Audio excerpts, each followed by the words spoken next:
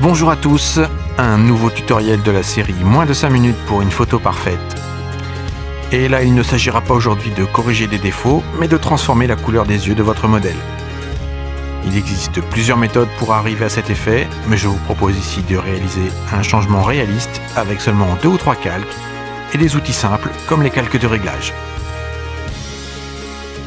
Il faut cependant noter que l'œil de votre modèle doit malgré tout avoir été éclairé par la lumière lors de la prise de vue, sinon vous n'aurez aucune texture de l'iris à travailler. Nous pourrons travailler ce détail très important lors de la prise de vue, en studio ou en extérieur. Faites-le moi savoir dans les commentaires si cela vous intéresse. Une seconde chose à noter, le changement de couleur sera plus difficile pour les yeux foncés, marron, que pour les yeux clairs, qui auront par défaut une luminosité et une texture prête au changement de couleur. Nous allons avoir besoin, dans ce cas-là, de 2 calques, un pour éclaircir, un second calque pour la couleur de l'iris, et enfin un dernier calque optionnel que je vous propose de rajouter pour une touche de réalisme supplémentaire. Comme vous le voyez dans cet exemple, la couleur de l'iris n'est pas unie.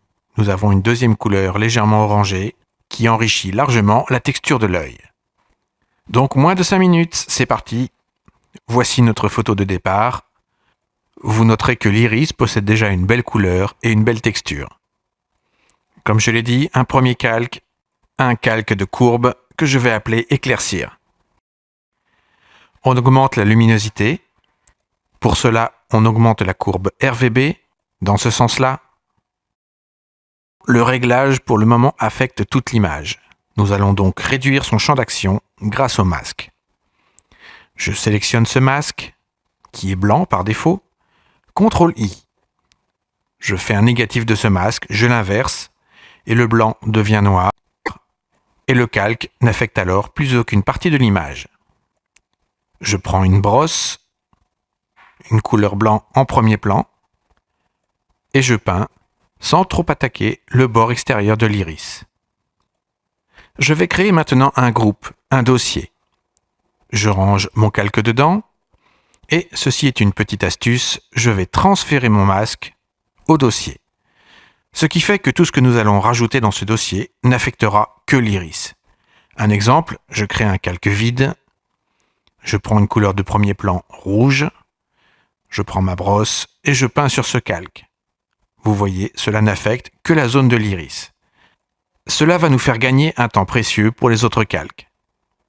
J'efface ce calque de test. Et maintenant, je crée un nouveau calque de réglage, teinte et saturation, que je vais appeler bleu. Je vérifie qu'il est bien dans le dossier.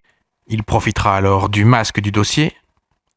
Et dans l'onglet Propriétés, je vais changer la teinte pour avoir mon bleu. Mais vous pourrez choisir un vert ou un violet si vous le souhaitez. Donc voilà un joli bleu. Mais comme les yeux clairs sont beaucoup moins saturés que les yeux marrons, nous allons donc baisser la saturation. Et voilà. Pour augmenter le réalisme, nous allons créer ces petites nuances orangées sur l'intérieur de l'iris. Je crée comme tout à l'heure un nouveau calque de teinte saturation que j'appelle orange. Je vais choisir pour la teinte un bel orangé marron. Je vais augmenter légèrement la saturation. Et je vais encore inverser la couleur de ce masque. Je me place sur le masque, CTRL-I, j'inverse, et avec ma brosse et une couleur blanche, je vais peindre juste sur l'intérieur, sur le bord de la pupille. Évitez d'être trop régulier, vous obtiendrez ici un très bel effet naturel, réalisé en quelques clics. Voici un second exemple que je vous ai préparé avec des yeux verts. J'ai exactement le même schéma, le dossier qui n'affecte que les yeux, le calque de courbe qui éclaircit, le calque de teinte saturation qui fait le fond de l'iris vert, légèrement désaturé, et enfin le calque orangé, plus saturé, qui crée un effet encore plus captivant sur notre regard. Voilà, c'est à vous de jouer maintenant. N'hésitez pas à me faire part de vos questions sur cet exercice, ou de vos besoins ou de vos idées pour de nouveaux tutoriels pratiques sur Photoshop. Amusez-vous et bon Photoshop!